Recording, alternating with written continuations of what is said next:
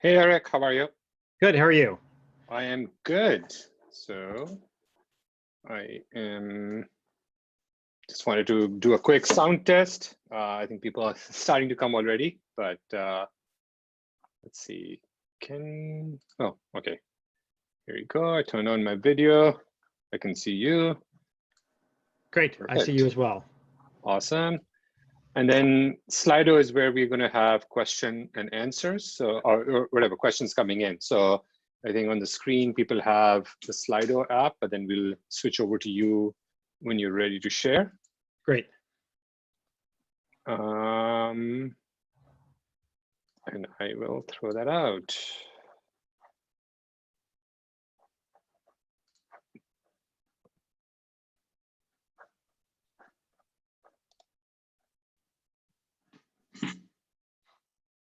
And you're able to share your screen, right? Yes. I'm going to try to share it like this if I can. It's a little bit better. I think that'll work fine.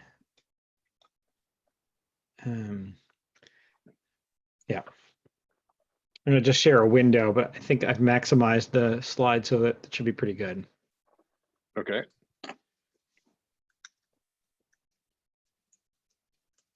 All right.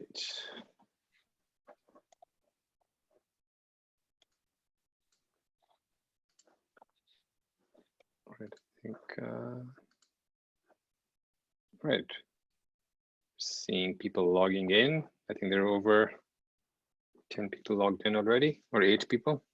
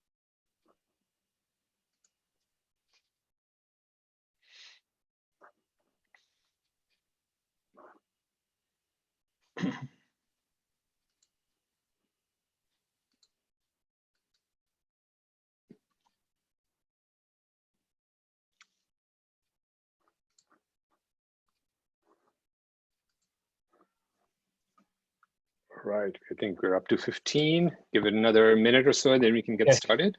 Are we going to start on MIT time? Yeah, I think it looks like people are getting early for these things. All right.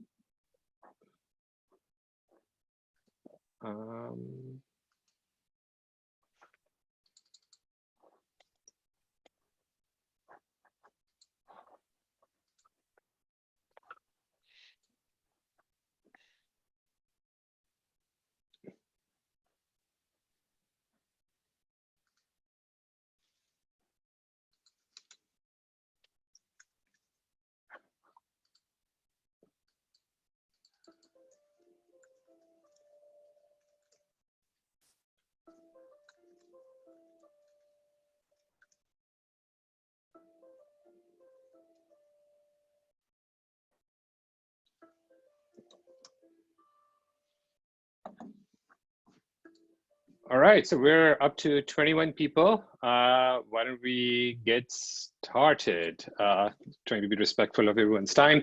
For those of us who are joining, via this webinar, I am Shuja Keen. I'm the president of the MIT Club of Northern California, and I am a last-minute substitute for Ernest, who was called in for some work-related stuff at the last minute. So. Joining me today is Eric Klopfer. And before we get into that, I think by now we've all found out how to get toilet paper and we're all thrown out our color-coded schedules for our kids. So we brought in Eric, and he's been working. He's a professor at MIT. He's a director of the Scheller Teacher Education Program and the Education Arcade at MIT. And he's a co-faculty director for MIT's JWEL World Education Lab and the head of comparative media studies and writing. And he uses a broad, a lot of his work is on design-based research methodologies to span various like educational technology ecosystems and design and development of those new technologies, both for professional learning as well as like student learning. And a lot of Eric's work has intersected between computer games and simulations and science and technology and math. So without further ado, I'm going to hand over the microphone to Eric shortly. But before we go there, I think in the chat window, there's a link for questions. And then also on the screen, there is the same link. You can use a QR code or just go to slido.com and enter in this code 688-125-159, and you can post your questions over there. So as Eric is, and people can go and upvote and downvote questions as well. And the way the afternoon is going to work is like, I think Eric is going to share some thoughts over the course of the next 30-40 minutes, and then we'll have a robust Q&A. So please get your questions going. And with that, I'm going to stop. And Eric, over to you. Thank you. I will share my screen here up. I think you have to, there we go. All right, thanks for having me. I'm Eric Klopfer. Thanks for the introduction. What I'm going to do is I'm going to talk about one specific project that we've been working on at MIT over the last month plus now in response to the many students around the world being sheltered at home, and thinking about ways that MIT can help in that effort to provide quality learning experiences to people all around the world. But before I do that, I'll provide a little bit of context for where this is coming from, sort of what my area is at MIT. Many of you may not know we have a teacher education program at MIT, or what JWEL is, this World Education Lab. So I'll just provide a little bit of context for what those are and why those two entities are involved in the creation of this new resource. And then what I'm going to do is I'm going to spend a fair bit of time giving you a tour of Full Steam Ahead around what we're thinking about in terms of content and how we think about it being used by the community. And then hopefully in the Q&A, get some feedback from you in terms of what else we can be doing to make this resource more useful at scale. So I run the teacher education program, the Scheller Teacher Education Program, which is our program at MIT. That focuses on preparing MIT students to be math and science teachers. As I mentioned, many of you may not know that we have a teacher education program at MIT. I've been there for a little over 20 years now, and it was founded by my predecessor, whose name is Jean Bamberger. She was a faculty member in music and was doing some work at the intersection of math and music, and found that there was just a big need for MIT students to have experience in the classroom in formal ways. They were volunteering in classrooms and doing tutoring, and this was the first opportunity for them to be able to do something in a more formal way. So we now have a program, and we've had it for many years now. You can take 5+ courses, and you can actually get your license to teach through this program at this point. But lots of people just sort of take it as an exploratory program because there's just so much interest in education on campus at this point. When I got here, as I said, about 20 years ago, I had to like put up posters and take out ads in the tech just to get a dozen people to come to the teacher education program classes. We have a cap of 25 on them now, and typically at the beginning of the semester we have 75, 80 students who try to register. So there's just a huge interest in this area on campus now, and I think it's really fantastic. I think it's a bit of a shift in general to sort of the kinds of mission that the MIT students have now. I also run a program called the Education Arcade, which is about designing playful and meaningful learning experiences. And maybe at the tail end, I'll talk a little bit about this work, although you'll see some of that reflected in the site. But we do design-based research to sort of create meaningful learning experiences.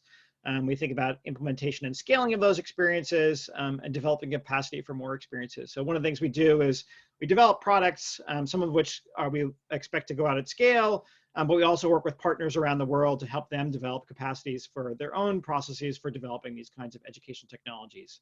So some of what we do is development, but some of it is also capacity development. We've mentioned this thing called JWEL a number of times, and I'll explain what that is. JWEL stands for the Jameel World Education Lab. There are a number of J projects on campus. JPAL being, I think, probably the most well-known, the Poverty Action Lab.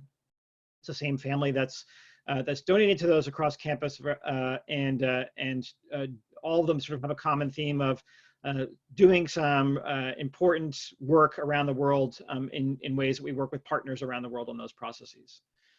JWEL itself has sort of 3 levels. It has a level that focuses on pre-K-12 education, which is the area that I'm involved in. It has another area that focuses on higher education, and another area that focuses on workforce development. All of that in turn sits in something called open learning. So a number of years ago, when MIT created MITx, part of the edX platform for doing massive learning at scale, we realized that there's sort of a need for a new structure at MIT to be able to support the broad-based work that we're doing in education that looks both inwards towards MIT as well as outwards towards the rest of the world. And so originally there was something called the Office of Digital Learning that was created that sort of focused specifically on MITx, and you can see that on the chart here on the left-hand side, ODL, the Office of Digital Learning. As that expanded its reach, and that expanded to this thing called the Office of Open Learning, which is headed by Sanjay Sarma. This whole unit serves many different purposes, and in it has this ODL still, which focuses a lot on MITx, OpenCourseware, which many of you have seen, and I'll show a little bit today as well. We have boot camps. We have this thing called MITx Pro, micromaster's degrees that are in there. And that's one big unit around that. There's another one called MITLE, which stands for the Integrated Learning Initiative, and it focuses on sort of basic science research around learning. So that includes psychology and economics, and then JWEL. And so JWEL is the World Education Lab, and it has those different levels that I mentioned. There's also JWEL Research, which supports that with some research projects. The idea behind JWEL specifically is to think about some of these things like digital learning, residential innovation, learning sciences, and the creativity of faculty across campus, and how we sort of leverage that and engage a community of collaborators to create a sustainable worldwide transformation in education. So it's a collaborative where we have partners from around the world join this collaborative that ranges from projects that are at the scale of country, where we're working with countries to help transform their educational systems, to organizations that focus on early childhood education and ways that they can better prepare teachers to do that work, to work in the United States with networks of schools as well. So it really spans many different kinds of organizations focused on learning in different areas. What we're really trying to do is both sort of have ways of MIT sort of working with some of these organizations around the world to support them, but also creating community and collaboration. So a mainstay of JWEL is our meetings that we have several times a year where all the members come. We provide them with seminars and workshops and hands-on activities, but it's also about networking with each other to help them figure out ways that they can help each other solve their problems. And of course, one of those was scheduled for about 2 weeks ago, and we had to move that entirely online. And one of the interesting things we saw there was, instead of having it as a focused 1-week experience, we've now spread it across the month for our members, and it takes on a different form. It's just one way that we're sort of seeing, maybe there's ways that we can be using digital learning in ways that we hadn't seen before, that we're forced to think about under the current circumstances. There were 2 main missions that we thought of specifically within the PK-12 space as we created JWEL. One was changing the world through learning. So the idea is we know some things about the way people learn. We have a little, obviously the Menzies Monist approach that we have at MIT is pervasive throughout a lot of the work that we do. And it's about sort of bringing that to people around the world. How do we sort of create more hands-on and minds-on activities that become accessible to people around the world. And the other is changing the world of learning. So it's about understanding, we obviously know some things about the way people learn and the way that teachers can help prepare students and foster student learning, but there's still a lot to be learned about this. So we think about some of the basic research that we have that's going on here. That's also really important to helping us develop our own capacities for transforming education around the world. Some of the themes that we have in our PK-12 work, we have a theme on early childhood education. There's some folks in brain and cognitive science working on early childhood education. So that's one of the work that we do with several organizations around the world. We have the Compassionate Systems Framework from Peter Senge and his group, who's very famous, done some very famous work on system dynamics, both in learning and in organizational change. And he has the systems framework for compassionate systems. A lot of the stuff we'll talk about today, which is STEAM learning. The A is in parentheses there, not because it's parenthetical, but because in turn, we actually think about it as more project-based, open learning that has a lot of STEM content as part of it. Teacher development and leadership is an important theme here. A lot of the work that we do is not stuff that we sort of just make open to students generally, but ways we think about adults and mentors being important in that process. Computational thinking is something that we see some huge projects at MIT. Many of you may know the Scratch project from Mitch Resnick's lab, Lifelong Kindergarten at the Media Lab, which is now I've seen crack the top 20 programming languages in the world, but it's a language that was created for all learners, but with an emphasis on kids and helping them express themselves computationally. Literacy is an important one as well. It's a problem that people have struggled with around the world and something that we think that some of the technologies that we have at MIT can help with. And finally, we do this in a lot of ways that sort of involve online and blended learning, and that includes both ways that we think about it for teachers and for students as well. So a lot of the professional development we do is blended as well. There's just a huge number of K-12 activities at MIT that sort of span so many different labs and efforts here. This is a collage of many of those efforts here. And this is really sort of what brought us to the place that we are now with full steam ahead. It was about thinking about, we have so much work on campus. Is there some way that we can harness all that work and package it up in ways that become useful during the current crisis? Just to hit on a couple of those themes, designing and making is one that's really been, we see schools around the world focusing on designing and making, which is wonderful. We try to really emphasize the creativity and ingenuity that's involved in that process and not just the sort of how to use the machines. Again, echoing a lot of what we see on campus in some of our great courses, and also echoing what we're seeing on campus. Now we're thinking about ways that we design and make when we don't have access to those machines, which are now bottled up in different places on our own campus. I was just listening to this morning to one of the professors in course 2 talk about the ways that they've taken kits and sent them home to some of our MIT students to help them design and make in their own houses, as well as they've thought about ways that they can do it purely digitally and ways that they can use cardboard from the Amazon boxes that are being delivered to their house in different creative ways. And so one of the things we think about is how do we make those same things accessible to the K-12 space? And computational thinking, as I mentioned, computation is involved in so many ways in our lives. For some of it, it's about career orientation. We think that computing is an important competency that people will have for future careers as well as current careers. But it's also about thinking about computation in life, how we express ourselves through computation. As I mentioned in Mitch Resnick's work, for action, like Hal Abelson does with his App Inventor work and computational action. And for understanding, a lot of the work that we do in our lab focuses on using computation intersecting with science learning. So the current need that we faced at MIT, obviously we had all these resources that we thought about here, but kids are at home, as many of you with kids may very well be aware of.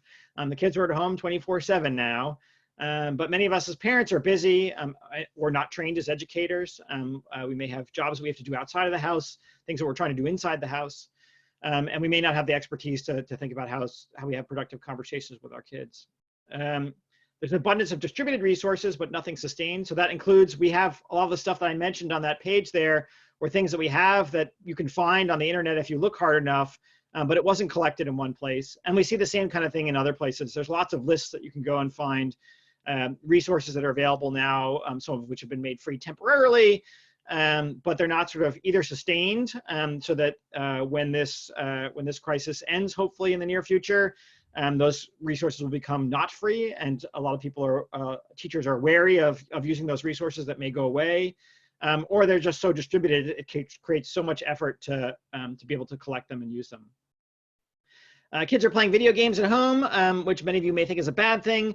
And of course, if they play it too much, it is a bad thing. But part of our goals here, and I'll show you one section of the site which focuses on how to have productive game playing.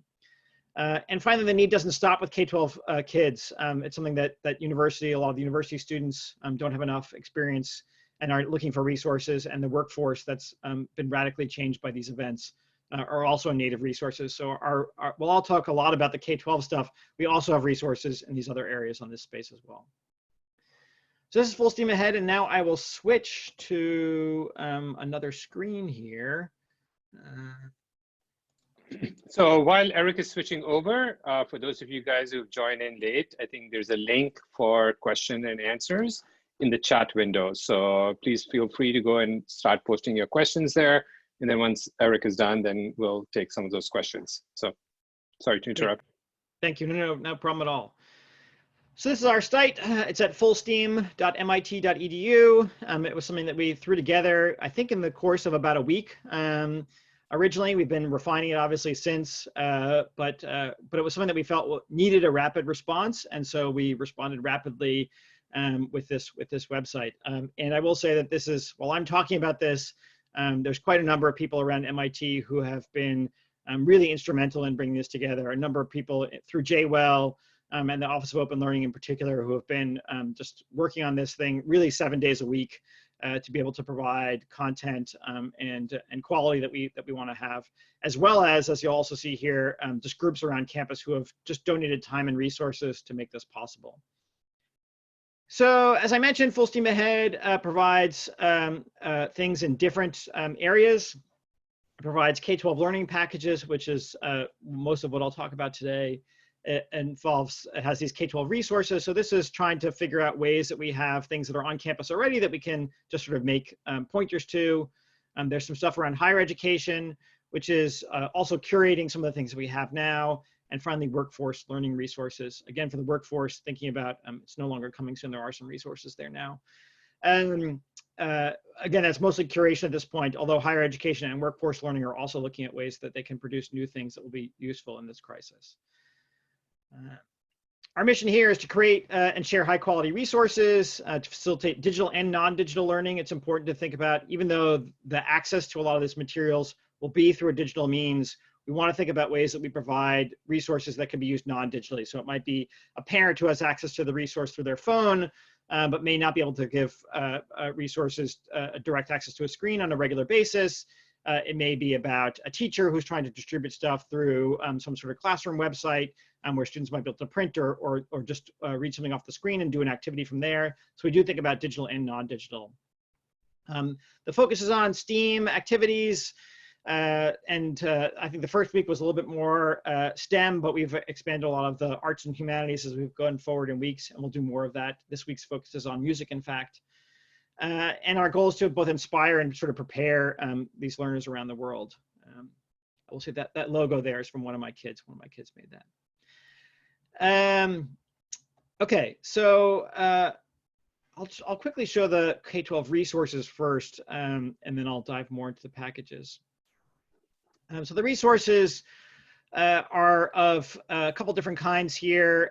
So we point out a lot of the different things that we already have on campus. So we have Highlights for High School, which is part of OpenCourseWare.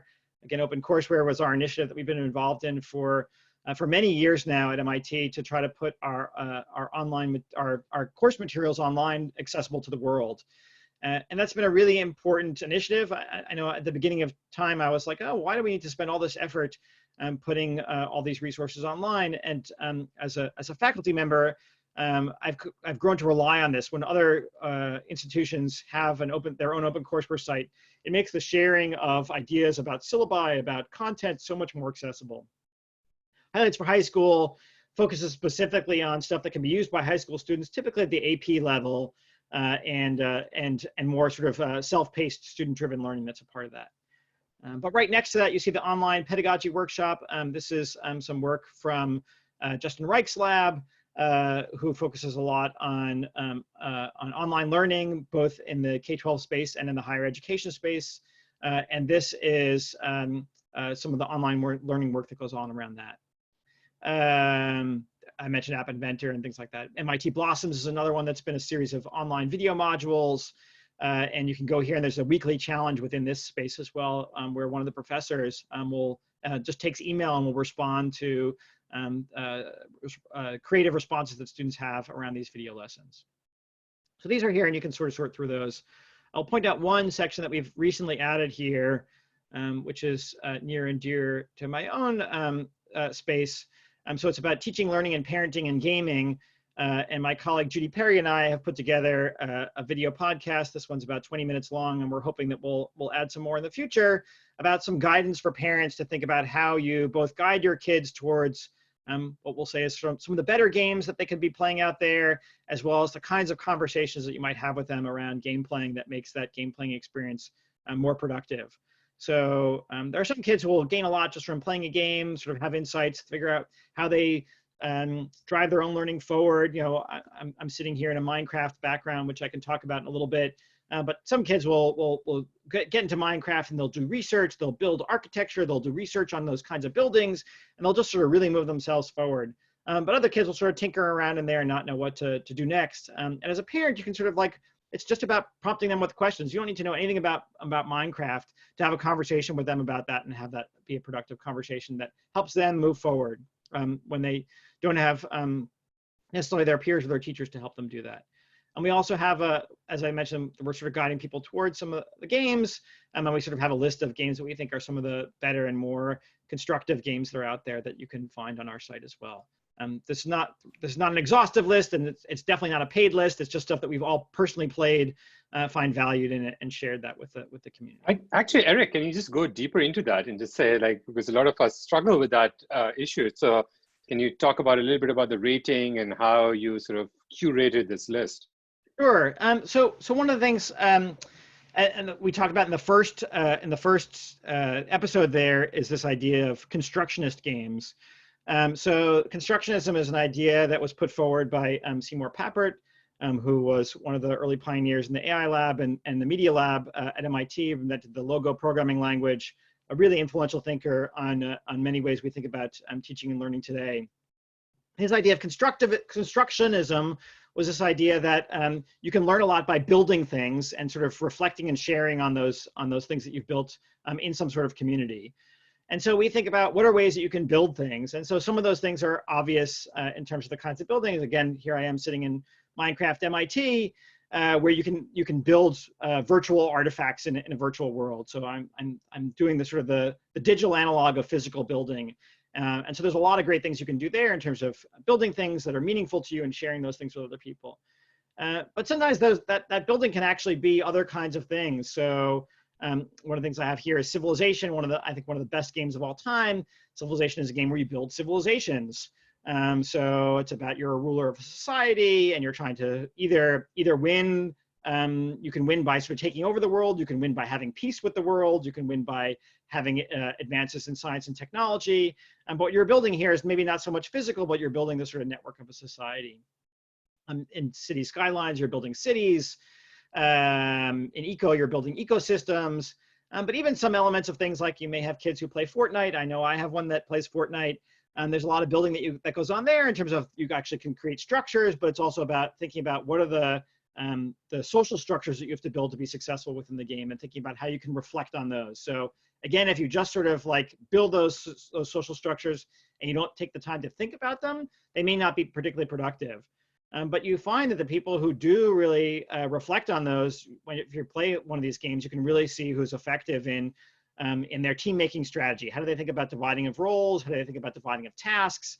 When you're good at that, it's a really great skill that you can take forward with you, but is only useful outside of the game if you have, I think, a good conversation with somebody else to think about what that means outside of that specific game playing experience. Okay, I'll navigate back out here just so you get a sense of where we're going in here. So actually, I'll go here next, I guess, to K-12 learning packages. So this is the space where we've spent the majority of our time creating these things. That's me up there being silly. What we decided was that each week we would come up with a theme, and that theme would be something that sort of holds together a bunch of different materials, and hopefully we'd find some group on campus that would be interested in that theme to sort of take it on. As I mentioned earlier on, there's just so much work going on in the K-12 outreach space. This is a way to sort of engage a diverse set of groups in creating really discrete packages around this. So our first week, no surprise, was on the spread of disease and a lot of emphasis on COVID-19.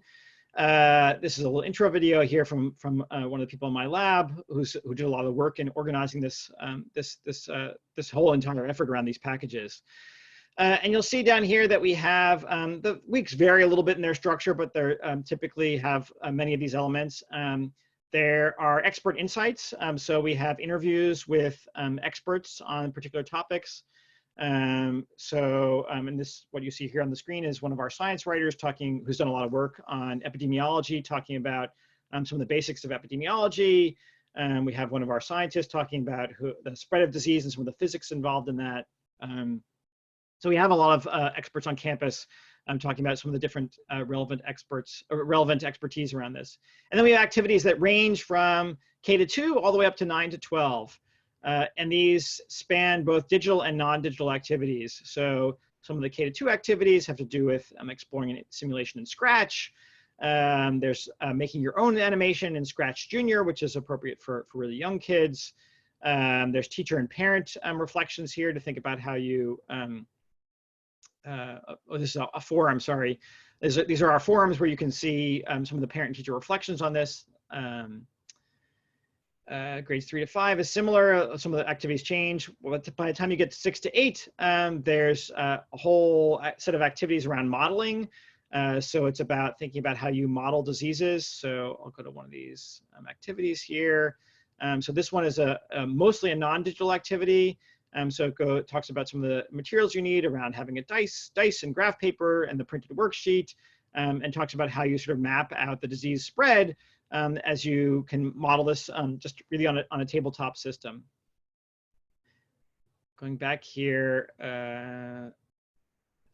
let's see, then it links also to this challenge, which is a computational challenge. So this uses, it has some basic science in here, but this challenge is around using our tool. If I can get to this here, just this video here. I don't think you need to hear the sound. But this is a video around using our tool that actually comes out of our lab called StarLogo Nova, which is a simple modeling tool that we use a lot in high school and middle school for making computer simulations. It's a block-based programming language like a lot of Scratches. They both have common roots, but this one's specifically for making models and simulations. There's materials for this one around modeling COVID-19 in StarLogo Nova.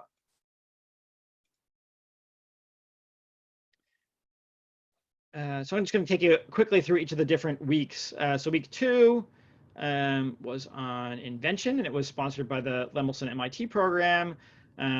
This one had a lot of really great people talking about different aspects of problem solving and invention. Really engaged a lot of great thinkers that we have on campus and thinking about this in different ways. Again, there's activities for K-2 all the way up through 9-12. The K-2 activities here were really great. There was a whole story that was read by someone, and the book was contributed to the site as well, all about invention. So it's really appropriate, and it's been one of our most popular activities is those stories that were great for younger kids. But also stuff around for 6 to 8 and 9 to 12 about invention, using some of the wonderful materials at the Lemelson MIT Center, which is world famous for invention. So. Really sort of bringing in a lot of great expertise in both how you foster thinking about invention as well as some great inventors along with it. Week 3 was about space and was from the Space Exploration Initiative at the Media Lab. They even had an Ask Me Anything that was about where people could come in and ask about various aspects of space exploration. But they were a unit on CubeSats, which are these little small satellites and there were activities around that for K through 12. They had a unit on the future of space food, which was their second part, and finally about staying on the moon. As you'll see here, another aspect that we've tried to pay attention to here is representation of lots of different kinds of people that are contributing to these activities. And finally, the last one is on making music and sound, which was just released yesterday. This is from the Edgerton Center. They also have activities again for K through 12. Lots of great videos here that talk about different processes relating to how sound works, how we can make different musical instruments from things we might have around our house.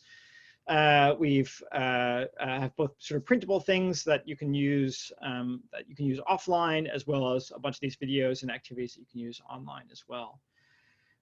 This coming week we'll have some combination of Earth Week, and I think we have the next few weeks planned out. There is a question of what this becomes when hopefully everybody can go back to school and learn in their traditional learning environments. We hope two things, I think.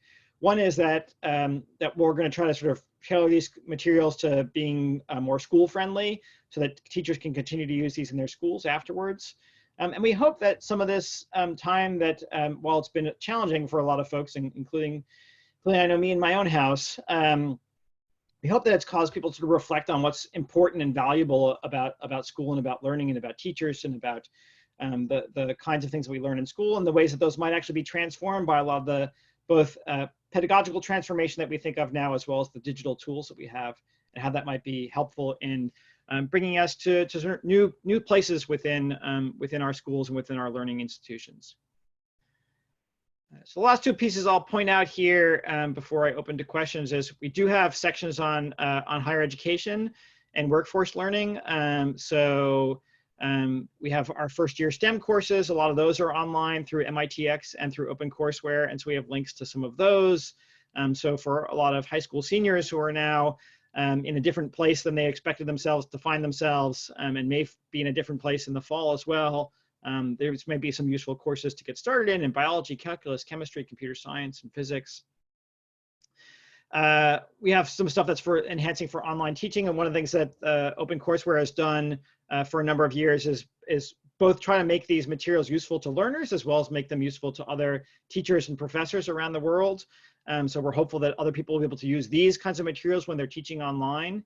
And we've also specifically had reflections on teaching. So it's about sort of like opening the box and seeing what's inside of our teaching minds as we move forward. I know that I was one of the people that participated in these to talk about not just what I do when I teach, but why I teach in particular ways. And hopefully that will be helpful to other people as well.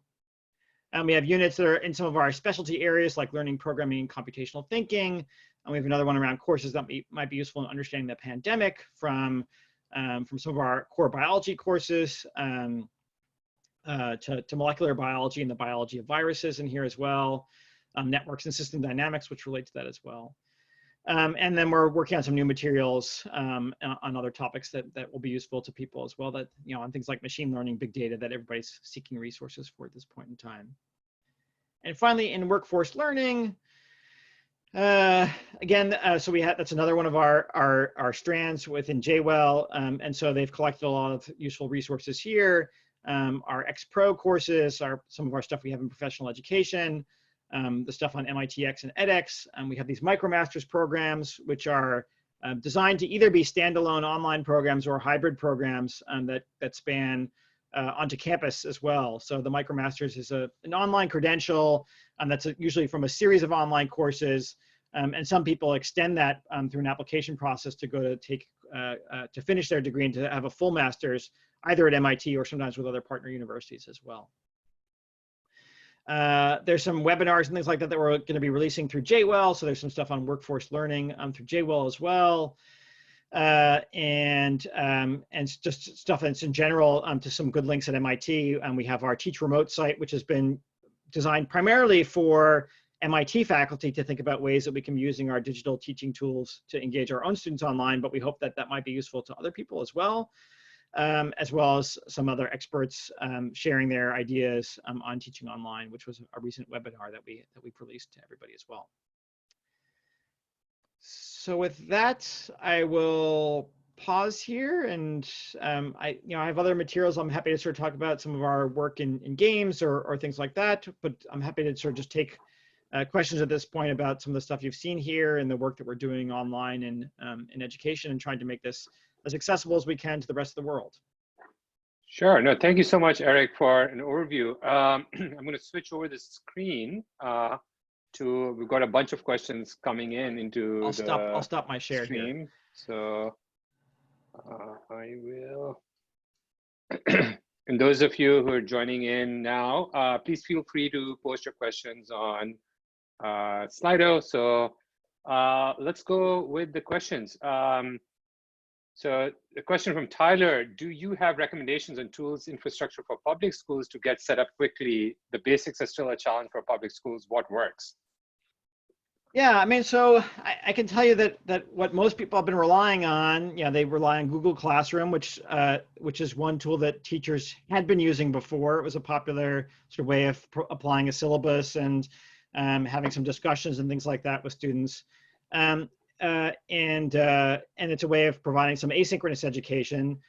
Google, I know, has provided some of their Google Meet as well, and some teachers are taking advantage of that to be able to do synchronous learning. Obviously, the tool the du jour for most districts is Zoom, which has also provided licenses to everybody. And I think that one of the challenges has been sort of teachers are thinking about how they adapt to this and thinking about how they change their lesson plans. And I think that's really great to think about that. I think one of the roadblocks has been that while it's useful to think about how you adapt to online teaching, you can think about sort of doing the same kinds of, if you had a lecture that you were going to do in school, do it online. Whether it's recorded or whether it's delivered live. I think at this point, I think people are thinking that the bar is higher than it really is. I think that students are craving interaction. They're craving some structure. And I think even if you look at some of the stuff that we're doing at MIT, some of it is really fantastic and involves great tools that people have put together, but some of it is really just conversations that you have with small groups of people when you're teaching online and having impromptu conversations. And it doesn't need to be perfect. And I think the biggest tool that we can have is some confidence that trying things and moving forward is critical in that. I will say that one of the and there's been a wide variety of I think both successful and unsuccessful responses to this is there's what the school can provide in terms of to teachers in terms of platforms, but there's also devices and access to the internet. And some school districts have been very successful in getting Chromebooks out to students. And again, I'm not sort of endorsing that particular platform, but it's been an inexpensive and popular platform for schools. And many of them are getting Wi-Fi hotspots as well to schools. So it's important to address the sort of the last mile. It's not just sufficient to put things online. It is important to think about ways that you can get them out to individual students. And I think there's good, successful tales to tell from the field about that. And some places with corporate sponsorship, and some places it's just a matter of schools deciding that this is critical to be able to provide this to their students. The one big challenge, and again, different states have responded and different communities have responded to this in different ways, and I don't want to belittle it, is special education. And so in some districts, that's been a barrier to doing anything unless you can provide something to everybody. They don't provide anything to anybody. And I think it's important to be able to address the needs of diverse learners and providing them with what they need to learn as well. And I think it's important to sort of reach out to other school districts that have done that successfully and figured out ways they can reach their special education students in ways that are meaningful to them and supportive of their different kinds of learning differences. But it's important not to make that be the block to doing anything as well. So, so Eric, one thing I'm going to sort of ask you a little bit more on is I think over the course of the last 30 days or so, I think various school districts and schools and teachers were all scrambling, right? So they had this Band-Aid solution, let's get online quickly. And in that process, it wasn't going back to first principles, thinking of leveraging a new platform and a new way of connecting with the students and connecting the students with each other, and then being able to impart knowledge, right? Because I think a lot of if I talk to teachers, the reason why they went into this profession is not to sort of be a lecturer and communicating through camera. They were there because they wanted that human connection with their students and being able to influence lives, right? So now that we're kind of like out of this phase of emergency management of like sort of remote learning and distance learning, what are sort of the next steps you're thinking that where schools and districts and teachers need to move towards to make that experience more engaging and more personal? That's a really good question. So as I said, I think one of the first step is to try something, and that's been a barrier for a lot of schools, a lot of districts. They want to sort of make sure they get it perfect, and I think that can sometimes be the perfect can be the enemy of the good. And so it's important to just get comfortable, like try some stuff, get out there, and it's not going to be perfect. It may not even be good the first time, but getting that experience using some of the tools and figuring out what works for you and your students, that's the most critical thing. But then you're right. Then it's a matter of sort of then you can have the time to step back and reflect and say, okay, how am I going to use, given that things that I used to do don't work anymore, there are new things that I can do that I couldn't have thought about before. How do I use these tools in some new way? So a lot of what I've seen a lot is movement to project-based learning, where it's a matter of finding the right touch points with students. So it's not about necessarily I'm going to be with my students 24/7, or even for the 8 hours of the school day or 7 hours of the school day, but rather I'm going to give them sort of meaningful projects and find the right ways to sort of check in with specific groups of students periodically to make sure that they're sort of making progress on their projects. And I think then the conversation can be in smaller groups. It can be it's more meaningful to the students because it's about something that they are working on, some sort of effort that they're moving forward with. And so it's about sort of thinking about how you can sort of rethink the structure of the school day, because you don't necessarily need to have 37-minute periods with each student.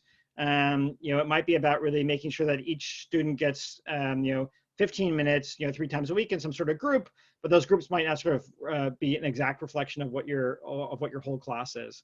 So time is one thing that can be flexible in terms of when that happens, what structure it happens on.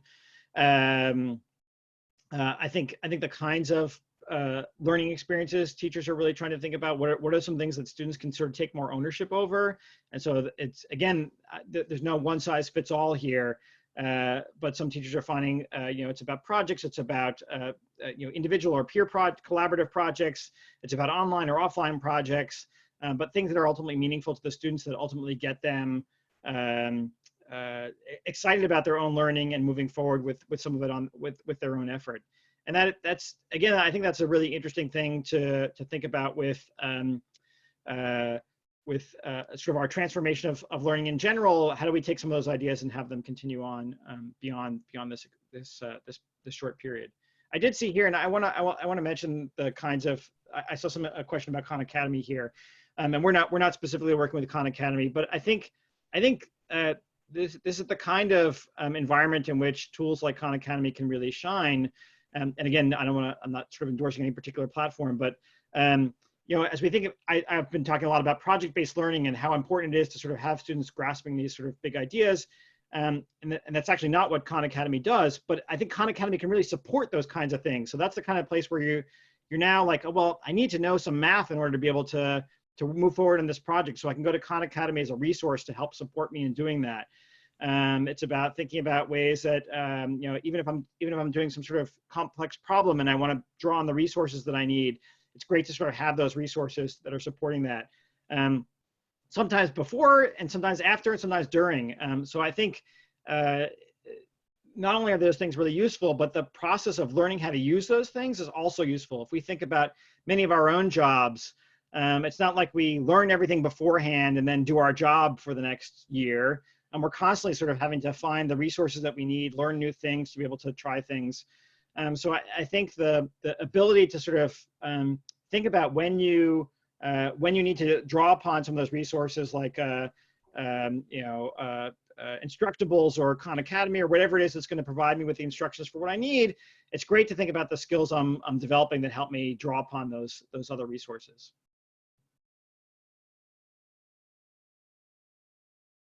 Learning, especially for students. I'm sorry, say again? Privacy and governance. Yeah, that's a challenging one. I think we've seen lots of fields sort of move to sort of emergency kinds of action in this day and age. So we've seen obviously a major shift in medicine at this point, and for many years in terms of our digital communication between patients and doctors has been you have to have tools that are HIPAA compliant. But that's really limited access to a lot of people right now. And so they've relaxed some of those rules to make that kind of thing possible right now. I think we need to be thinking about some of those same kinds of things in K-12 education. Again, I don't think we should, people were scared by a lot of Zoom bombing. And so now schools are like, no, we're not doing any online learning because we could be Zoom bombed. And I don't think you should sort of take the attitude that, well, it's just going to happen and we'll just sort of move on. But I think taking reasonable precautions, and we should make sure that we are taking reasonable precautions to make sure our kids are safe. But we shouldn't let these incidents sort of scare us away from using these tools at all. And unfortunately, I've seen some districts do that where they're either now moving to platforms that are so cumbersome that that teachers don't want to use them, or they're not using the synchronous platforms at all. So I think it's a matter of having some good common sense guidelines from districts, from having IT support that can ultimately provide them with the kinds of tools that they need. It's been something that, again, I think schools are realizing how important those roles are, and many schools are understaffed with respect to that, unfortunately, where they don't have the IT support they need, even at the central district level, to be able to support those kinds of tools. But fortunately, there are a lot of commodity platforms that are trying to step up, trying to sort of make it easy to be secure and safe, and do that in a sensible way. So I'm going to switch gears a little bit. I think there are a couple of questions which are hitting on sort of the similar theme, which is around sort of attention span and like sort of screen exposure. So in your work, what do you see as like, how do you extend what's the right balance between online and offline? What's the right balance of screen exposure? And how do you then extend attention span for some of the younger kids while trying to learn online? Yeah, I think there's actually been, and I've talked about this before, there's been an overemphasis on the word screen, I think, over time, as if all sort of interactions on a screen are the same. I can be reading online, I can be watching videos online, I can be producing videos online, I can be programming, on a screen. All these different kinds of things are very different from each other. And I think the fact that I happen to be doing it through something that emits a little bit of blue light along the way is not the most salient aspect that sort of connects all those different things. And I think finally the APA has pushed hard on this, the Pediatric Association, and they've relaxed their own guidelines in this time as well around access to screens, acknowledging that it's better than a lot of the alternatives in terms of what kids have access to right now. I do think obviously there's some sleep patterns and things like that we think about, and lots of platforms now have tools that sort of change the light structure so that we don't have as much blue light, and we have more orange light in the evening so that it doesn't affect our sleep patterns. But other than that, I think that it's not screen that's salient, it's about what you're doing on the screen. So I think it's really important to think about a diverse kinds of set of activities. So I think you think about ways that you have social interaction. It's so critical to think about, as we're thinking about our kids in K-12, what they get in school partially is that peer interaction. It's about, how do I resolve disputes with my peers? How do I make friends with my peers? How do I collaborate with my peers? And they're not getting that stuff when they're at home by themselves, unfortunately. So I think some of that they get through school and through some of the activities that they're doing. I'm going to point back to Minecraft here. It's the kind of things that some of them get in online games.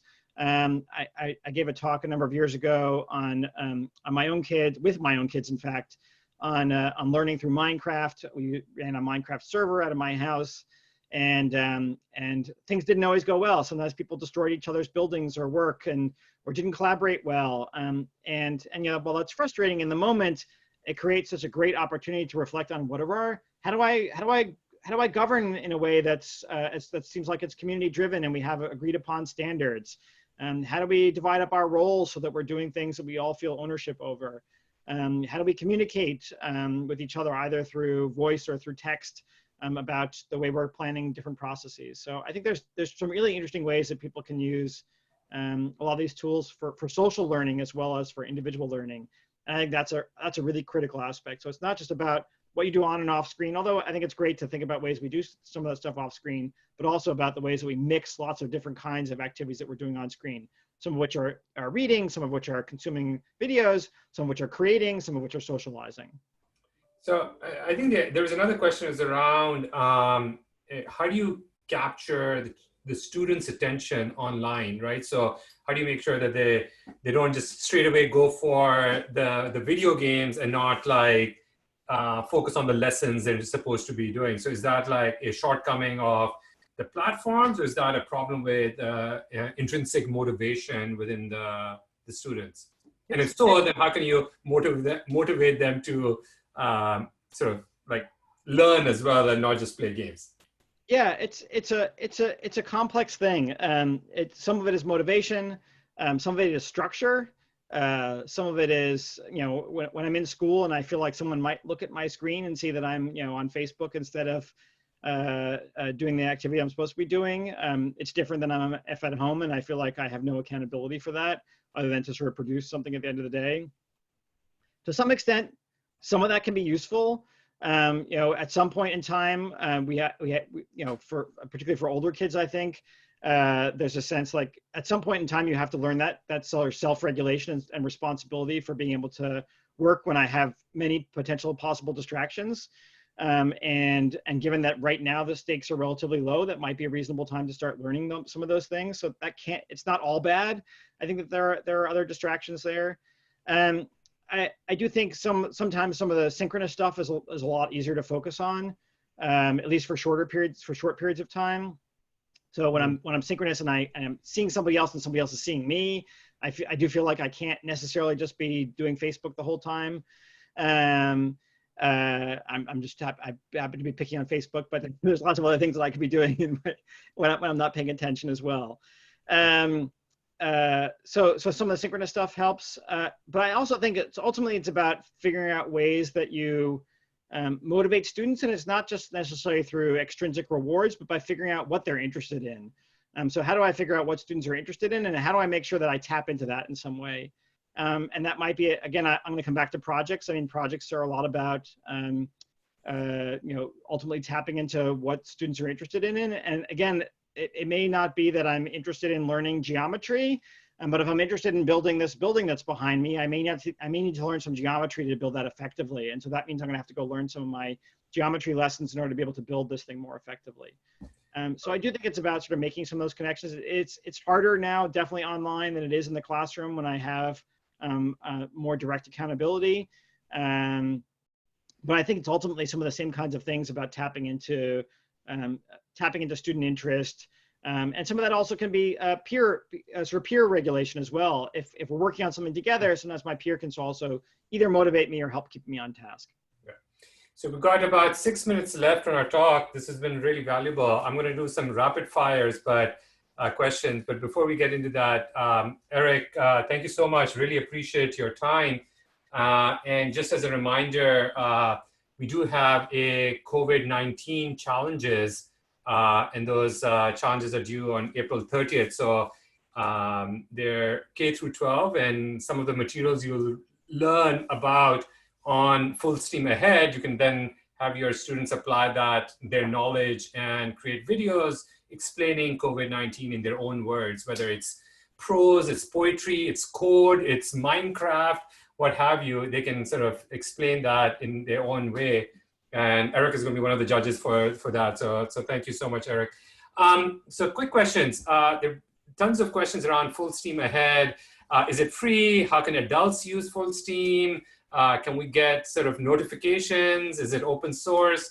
What's your quick rapid fire response on Full Steam? Okay, yeah, so all the stuff on Full Steam is free.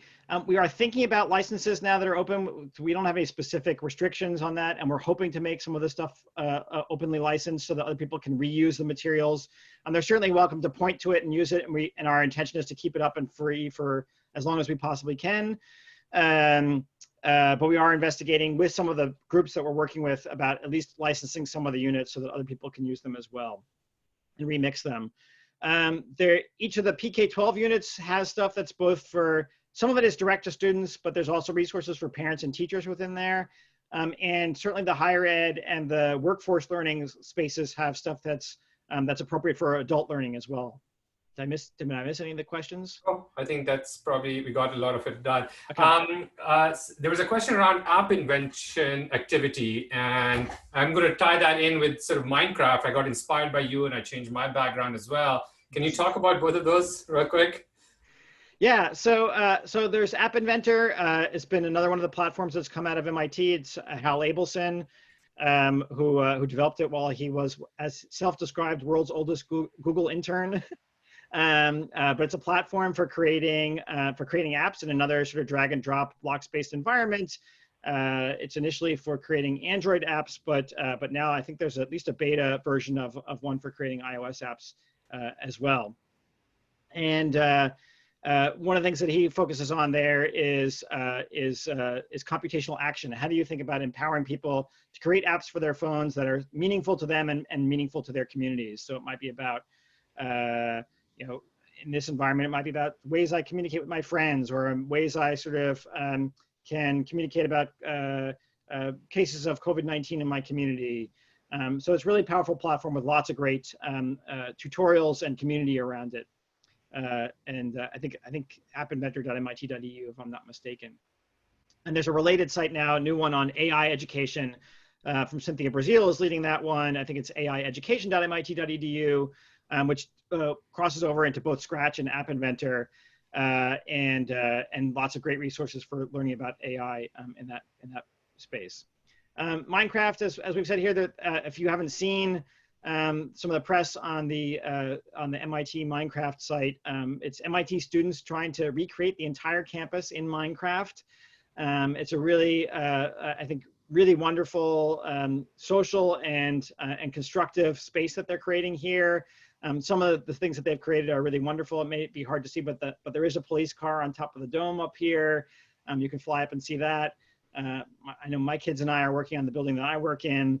But it's been a really wonderful space to do some creative things here. And there's a really large online community of both teachers and educators and parents and kids about learning different kinds of things from Minecraft, everything from fluid dynamics to history, to architecture, and there's a lot of great resources for learning through Minecraft that are out there. I know that every year in my own spring class, it's one of the things that we use in my class where we think about teaching and learning through games. So that brings, it's a good segue into the next question, which is, what would the campus of the future look like when we get out of this social distancing? And is this the digital moment for higher education to shift to an online campus? Wow, that's really quite the question to end on here. Well, I have one last question to end on. So okay. The second to last question then, the penultimate question. Yeah, I think a lot of folks are thinking about what does this mean for the future of education, both K-12 and higher education. At MIT, I know we're convening a committee to think about what have we learned through this process that we need to take into the years coming in the future. And some of that is around the role of digital tools. Some of that is around different kinds of processes that we've implemented on campus. I think one of the things that's clear to me is that I think digital tools and project-based learning can play a much more important role than they've played in learning, both in K-12 and in higher education. But communities of learning are really important, physical communities of learning. All the students say it's hard to focus when they're away from campus. As we're seeing in K-12, it's harder when you don't have a teacher in the room. It's harder to be a teacher when the students are not in the room. It's hard to be a student when there's not a teacher in the room. Educators are so important to the learning process, to be there physically, to be there for the students. And that goes for both higher education and for K-12. So I think we'll see a transformation. I don't think it'll be a transformation to entirely digital, but I think we'll see more interesting hybrid solutions. Cool, thank you. And one last question, and let's end it on a positive note. Is there a light at the end of the tunnel for both us parents as well as parting words for teachers to make them more comfortable with this new way of teaching? Yeah, make them more comfortable this way. I'll say that you know, I gave a seminar early on in the process to teach other people to teach with some of these online tools, and I jokingly said I'm going to make some mistakes throughout this process just to make you feel comfortable with it, and sure enough, unintentionally, I made many mistakes about sharing the wrong thing on my screen and about you know, not planning time correctly. I find that everything when I do this, when I run my classes online, they take probably 50 to 100% longer than they would on campus. So I think it's important that most important thing is practice. Find peers to practice with, and know that it's okay to make mistakes. And really, for the most part, people don't care. People care more about the effort than they care about the perfection here. So I think that's a really critical thing. I think one of the things that we'd like to do, and I think everybody would like to find this point, are ways, particularly if this goes on for a little bit longer, is to create more ways of teachers learning from other teachers. So some teachers will have had success and have either through lessons that they've delivered or tricks that they've learned, ways that they've engaged their kids. Right now, it's really hard. I mean, they might know from some of their Facebook friends or peer networks locally, some of that stuff, but we need much better ways of sharing. We shouldn't have every teacher needing to create their own digital classroom. And that's a really big, heavy lift to ask for. So we need better ways to sort of take that learning and share it as a community. And I hope that we can get there. I think we can. I think we have some good efforts in trying to collect some of those things, experts to share, teachers who have had success that are starting to share. And I think, you know, if this goes further into the spring and perhaps into the fall, I think that we'll start to see better ways that people are having to share these things with each other and not having to invent it themselves. On that note, thank you so much, Eric. And I know like it makes us alums proud to see MIT leading this effort, both in terms of education, but in other aspects as well, with sharing knowledge, sharing, and allowing people to collaborate on a lot of various aspects. So thank you so much for all that you're doing. Really appreciate it. Thanks for having me here. All right. Thank you. Thank you, everyone, for joining in as well. Bye-bye.